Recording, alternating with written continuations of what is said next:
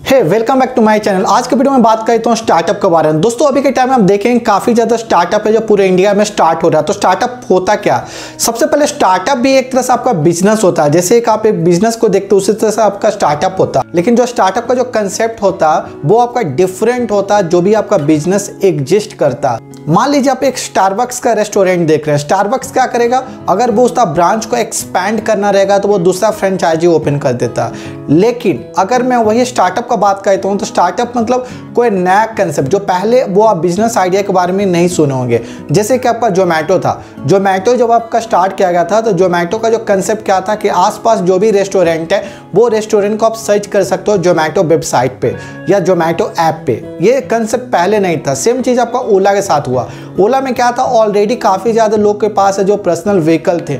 लेकिन अगर मैं टैक्सी सर्विस का बात करता हूँ तो इंडिया में उस टाइम नहीं था, और इंडिया में कुछ टैक्सी सर्विस थे भी तो वो आपका उतने ज़्यादा पूरे सिटीज़ में ऑपरेट नहीं होते थे। ओला क्या किया कि आपका एक ऐप है जो स्टार्ट किया, जिससे क्या होता है कि आपके नज़दीक में आपका टैक्सी सर्विस आपको ईजी वे में अवेलेबल मिल जाता है। सेम चीज़ आपका ओयो के साथ हुआ। पहले भी आप देखते थे काफ़ी ज़्यादा होटल्स थे, लेकिन आसपास आपको होटल अगर सर्च करना होता था तो काफ़ी ज़्यादा डिफिकल्ट होता था। यहाँ तक आपको पता भी नहीं चलता था कि आपके नज़दीक में कोई होटल्स है।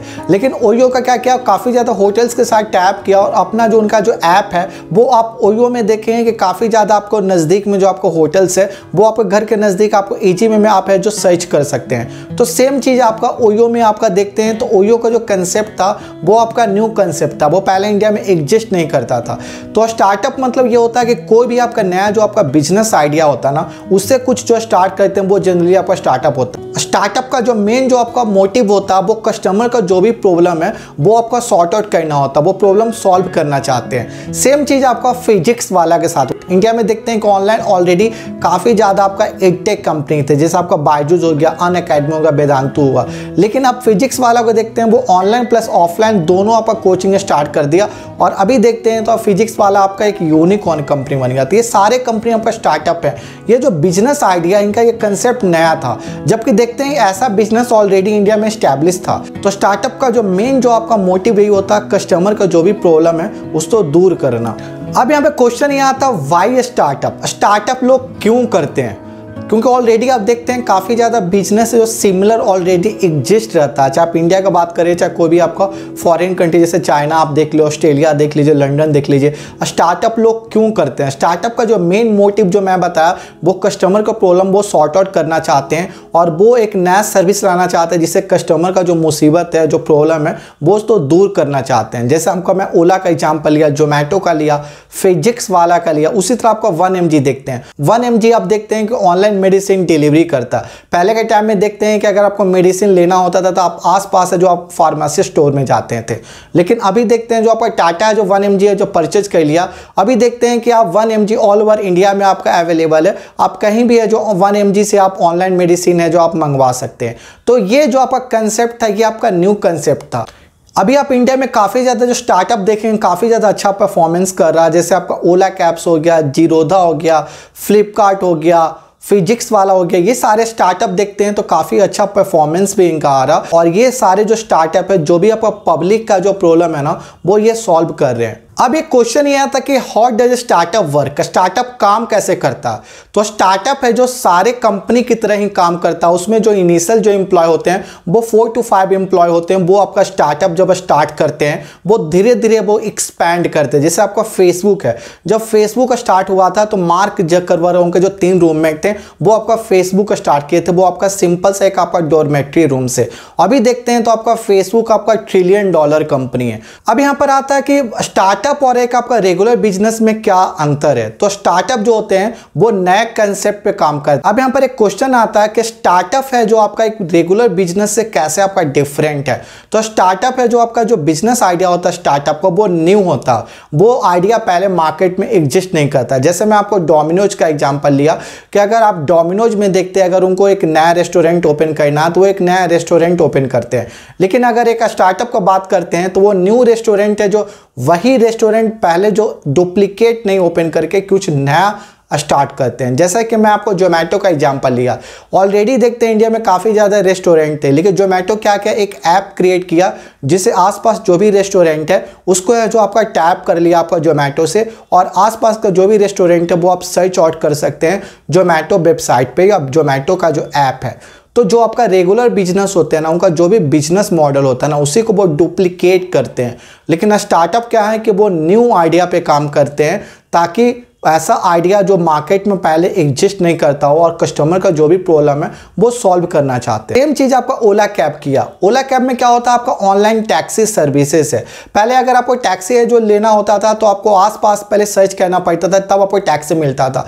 अभी क्या है कि आप है जो ओला ऐप पे जाके आप टैक्सी सर्च कर सकते हैं, जो भी आपका डेस्टिनेशन है आपको वो प्राइस बता देगा कि आपको कितना प्राइस लगता है। तो ये चीज़ पहले नहीं था, ये 2013 में जब आपका ओला स्टार्ट किया गया था, भावेश अग्रवाल और इनके जो दोस्त हैं उनके साथ है जो वो आपका स्टार्टअप स्टार्ट किए थे।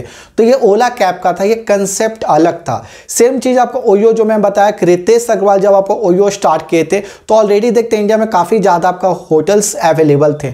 लेकिन अगर आप चीप होटल्स की बात करते हैं या तो आप कोई नया शहर में जाते हैं, आपके आसपास कौन सा होटल से ये आपको सर्च करना होता था तो काफ़ी ज़्यादा डिफिकल्ट होता था। लेकिन अभी देखते हैं ओयो का ज़्यादातर जो होटल्स हैं उनके साथ टाइप है, और आप है जो ओयो का जो वेबसाइट है और जो आपका ऐप है उस पर आप सर्च आउट कर सकते हैं, तो आपके आसपास जो भी होटल्स है वो आपको शो होने लगेगा। तो ये आपका देखते हैं न्यू कंसेप्ट था, पहले ये कंसेप्ट इंडिया में नहीं था और ये आपका न्यू कंसेप्ट था, और इसलिए ये आपका स्टार्टअप कंपनी है। हर स्टार्टअप कंपनी का एक ही है जो सपना होता है कि वो कंपनी को आपका पब्लिक कंपनी में कन्वर्ट करे।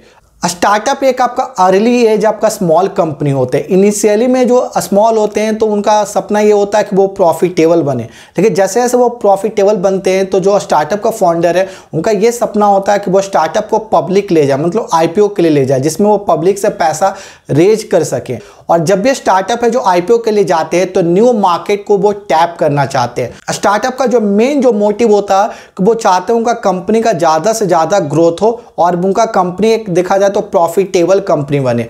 हर स्टार्टअप कंपनी है जो आपका पब्लिक कंपनी बनना चाहता है। जैसे कि अभी आप मुकेश अंबानी का जो कंपनी आपका रिलायंस इंडस्ट्री, जिसका वैल्यूएशन देखते हैं तो मोर देन आपका $100 बिलियन से ज़्यादा होगा। लेकिन अगर मैं वही आपका फ्लिपकार्ट ये सब का बात करता हूँ तो फ्लिपकार्ट अभी भी एक आपका स्टार्टअप कंपनी है, प्रॉफिटेबल है, बट आपका अगर मैं रिलायंस इंडस्ट्री से बात करता हूँ तो वो आपका प्रॉफिटेबल उतना ज़्यादा नहीं है। तो फ्लिपकार्ट का जो मेन जो आपका यहाँ पर एम ये होता है कि वो कंपनी ज़्यादा से ज़्यादा आपका प्रॉफिटेबल बने और एक आपका पब्लिक कंपनी में वो कन्वर्ट हो जाए। जैसे आपका पेटीएम किया, पेटीएम आपका देखते हैं पहले आपका एक स्टार्टअप कंपनी था और अभी भी वो एक स्टार्टअप कंपनी है, लेकिन पेटीएम है जो अपना आईपीओ रेज किया और आईपीओ से देखते हैं वो काफ़ी ज़्यादा पैसा है जो आपका रेज किया, और तो पेटीएम का वैल्यूएशन भी देखते हैं तो पहले से और ज़्यादा हो गया।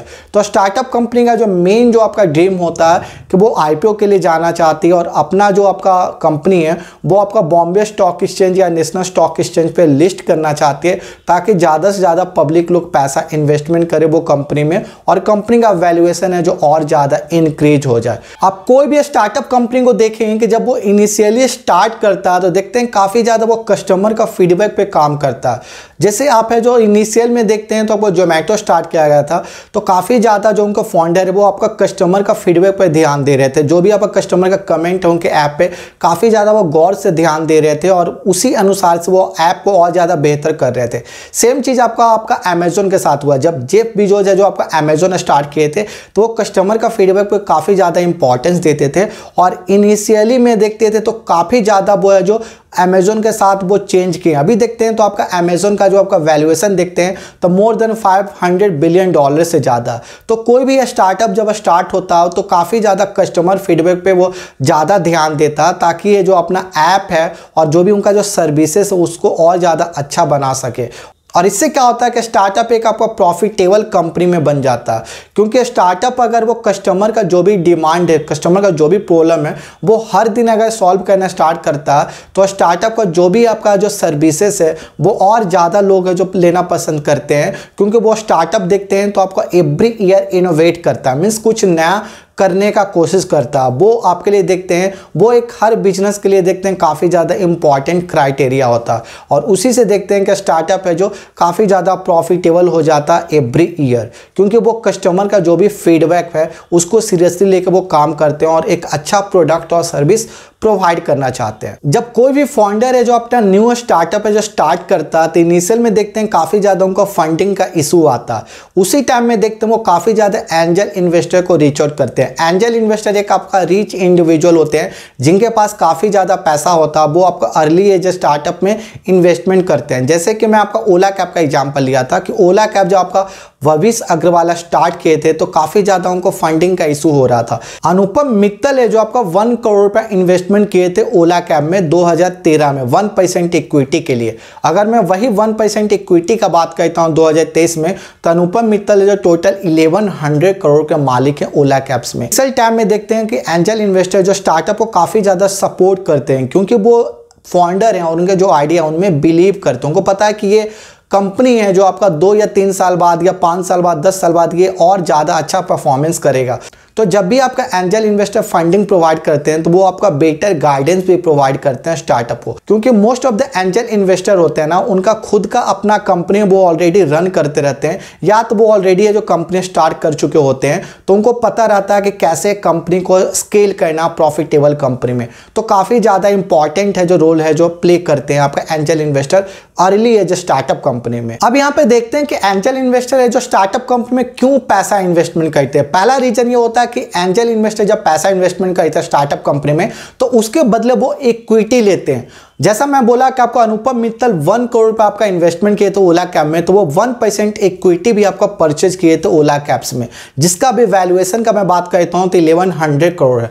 तो उनको एक बेनिफिट होता है आपका एंजल इन्वेस्टर को कि अर्ली जो स्टार्टअप होते हैं ना उनका वैल्यूएशन देखते हैं बहुत कम होता है। तो शुरू में अगर वो पैसा इन्वेस्टमेंट करते हैं तो उनको इक्विटी भी देखते हैं तो वो ज़्यादा से ज़्यादा ले लेते हैं, क्योंकि अगर वैल्यूएशन जब बढ़ता है ना तो अगर आपका एक 1% इक्विटी की बात करते हैं तो आपको बहुत ज़्यादा पैसा इन्वेस्टमेंट करना पड़ता है। लेकिन इनिशियल टाइम में स्टार्टअप का वैल्यूएशन बहुत कम होता है तो आप कम पैसा में ज़्यादा अच्छा इक्विटी ले सकते हैं और परसेंटेज आप इक्विटी भी देखते हैं तो आपका ज़्यादा मिल जाता है। तो इसलिए जो अर्ली एज स्टार्टअप कंपनी है उसमें जो एंजल इन्वेस्टर ज़्यादा से ज़्यादा पैसा इन्वेस्टमेंट करते हैं ताकि उसके बदले वो इक्विटी ले सके। अब यहाँ पे क्वेश्चन ये आता है कि हाउ आर स्टार्टअप फंडेड। जैसा मैं बोला कि एंजल इन्वेस्टर है कि आपका स्टार्टअप में पैसा इन्वेस्टमेंट करते हैं, लेकिन अगर मैं इनिशियल टाइम में बात करता हूँ तो एंजल इन्वेस्टर पैसा इन्वेस्टमेंट नहीं करते हैं। शुरू में देखते हैं कि कोई भी स्टार्टअप कंपनी है वो आपका बूट स्ट्रैप से आपका बिजनेस है जो रन करती है। बूट स्ट्रैप मतलब या तो उनका जो खुद का जो पैसा है वो आपका स्टार्टअप में इन्वेस्टमेंट करते हैं या तो फैमिली और फ्रेंड्स वो पैसा है जो लोन लेते हैं ताकि जब उनका स्टार्टअप है जो अच्छा चल जाए तो वो पैसा उनको वापस रिटर्न कर सके। यहाँ पर मैं एक एग्जांपल देता हूँ ग्रोथ स्कूल का। ग्रोथ स्कूल का जो फाउंडर है आपका वैभव सेसेंटी, ये आपका ग्रोथ स्कूल जब स्टार्ट किए थे तो ये पैसा जो फैमिली फ्रेंड्स है और आपका खुद का जो इन्वेस्टमेंट है ये पैसा इन्वेस्टमेंट किए थे आपका ग्रोथ स्कूल में। जब ये स्टार्टअप है जो थोड़ा सा स्केल कर गया तब आपका सिकोया कैपिटल और भी आपका वेंचर कैपिटल है जो इसमें इन्वेस्टमेंट किए थे आपका ग्रोथ स्कूल में। दूसरा जो स्टेप होता है कोई भी स्टार्टअप कंपनी का वो आपका सीड फंडिंग होता है। सीड फंडिंग मतलब इसमें वो पैसा रेज करते हैं एंजल इन्वेस्टर से जो कि आपका हाई नेटवर्थ इंडिविजुअल होता है जिनका खुद का पहले स्टार्टअप कंपनी वो कर चुके हैं या तो वो ऑलरेडी स्टार्टअप कंपनी रन कर रहे हैं, उनको एक्सपीरियंस होता है और वो अपना एक्सपर्टीज वो स्टार्टअप कंपनी में प्रोवाइड करते हैं। और जो एंजल इन्वेस्टर होते हैं वो आपका पैसा जो इन्वेस्टमेंट करते हैं उसके बदले वो इक्विटी लेते हैं और उससे देखते हैं तो आपका स्टार्टअप कंपनी रन करता है। तो सीड फंडिंग देखते हैं तो स्टार्टअप कंपनी का सेकंड स्टेप होता है। अगर मैं इंडिया में फेमस आपका एंजल इन्वेस्टर का बात करता हूँ तो रतन टाटा हो गया है, ओयो का आपका रितेश अग्रवाल है, कुणाल शाह जो कि आपका फाउंडर है क्रेडिट का, सचिन और बिन्नी बंसल जो कि को फाउंडर थे आपका फ्लिपकार्ट के। ये सारे जो एक्टिव एंजल इन्वेस्टर है अभी इंडिया में।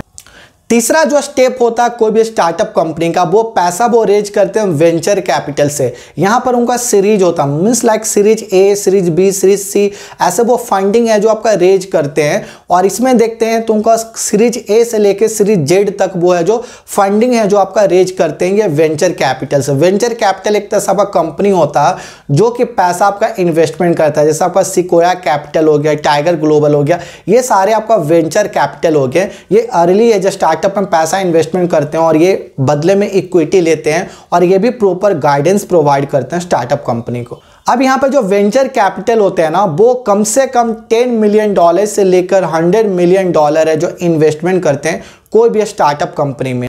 तो वेंचर कैपिटल देखते हैं काफ़ी ज़्यादा सपोर्ट करते हैं कि स्टार्टअप कंपनी को प्रॉफिटेबल बनाने में। तो वेंचर कैपिटल सबसे ज़्यादा फंडिंग प्रोवाइड करते हैं कि स्टार्टअप कंपनी में। फोर्थ स्टेप होता है कोई भी स्टार्टअप कंपनी के लिए कि वो एक पब्लिक कंपनी बनना चाहते हैं, मतलब वो आईपीओ के लिए जाती है और ज़्यादा से ज़्यादा पैसा वो मार्केट से है जो रेज करती है, मीन्स पब्लिक है जो वो स्टार्टअप में पैसा इन्वेस्टमेंट करना स्टार्ट करते हैं। इसके लिए क्या होता है, वो स्टार्टअप कंपनी को अपना जो शेयर्स है वो बॉम्बे और नेशनल स्टॉक एक्सचेंज में लिस्ट आउट करती है और ज़्यादा पब्लिक है जो पैसा इन्वेस्टमेंट करती है और स्टार्टअप का जो वैल्यूएशन होता है वो और ज़्यादा इंक्रीज हो जाता है। तो ये आईपीओ काफ़ी ज़्यादा इंपॉर्टेंट होता है कोई भी स्टार्टअप कंपनी के लिए और आईपीओ के वजह से ही वो एक पब्लिक कंपनी में कन्वर्ट होती है। अब यहाँ पर एक क्वेश्चन काफ़ी ज़्यादा इंपॉर्टेंट आता है कि हाउ डू स्टार्टअप सक्सीड। अभी के टाइम में देखते हैं कि ज़्यादातर जो स्टार्टअप होते हैं वो यूनिकॉर्न कंपनी बन जाती है, मतलब जिनका वैल्यूएशन $1 बिलियन होती है। फिर भी देखते हैं वो स्टार्टअप कंपनी है जो आपका लॉस में जाते हैं, खास करके बायजूस देख लीजिए, उसका वैल्यूएशन देखते हैं $22 बिलियन है, फिर भी वो कंपनी काफ़ी ज़्यादा लॉस में जा रही है। उसी तरह अगर आप ओयो को बात करते हैं, पेटीएम को बात करते हैं, ये सारे कंपनी देखते हैं आपका लॉस में जाती है। तो यहाँ पे क्वेश्चन यहाँ आता है कि हाउ डू स्टार्टअप सक्सीड। यहाँ पे देखेंगे काफ़ी ज़्यादा स्टार्टअप है ना वो अपना बिजनेस को डाइवर्सिफाई करते हैं। जैसे आपका ओला कैब किया, ओला कैब आपका टैक्सी सर्विस था लेकिन अभी आपका ओला इलेक्ट्रिक कर दिया, वो देखते हैं काफ़ी ज़्यादा प्रॉफिटेबल हो रहा ओला कैब्स के लिए। उसी तरह आप देखते हैं पेटीएम है जो आपका लॉस में जा रहा था, तो आपका पेटीएम का अलग आपका पेटीएम पेमेंट बैंक वो स्टार्ट किया, आपका मॉल है। उसी तरह आपका देखते हैं फ्लिपकार्ट है जो आपका डाइवर्सिफाई किया, मीन्स फोन पे स्टार्ट किया, मिंत्रा स्टार्ट किया। इससे क्या होता है जो स्टार्टअप का जो रिवेन्यू होता है वो और ज़्यादा इंक्रीज हो जाता है और उनका जो लॉस है वो और कम हो जाता है। अगर मैं प्रॉफिटेबल स्टार्टअप का बात करें तो इंडिया में तो अभी देखते हैं आप फ्लिपकार्ट हो गया, फिजिक्स वाला हो गया, ये काफ़ी अच्छा प्रॉफिट भी कर रहे हैं। अगर मैं लॉस मेकिंग स्टार्टअप का बात करता हूं तो आप देखेंगे सबसे नंबर 1 पे आपका बायजूस है, गो मैकेनिक है, पेटीएम है, ये सारे जो कंपनी हैं जो अभी भी लॉस में चल रही है। आपको ये वीडियो कैसा लगा प्लीज कमेंट बॉक्स में मुझे बताएं। Thank you so much for watching this video. अगर आप इस चैनल पर नए हैं तो प्लीज सब्सक्राइब दिस चैनल।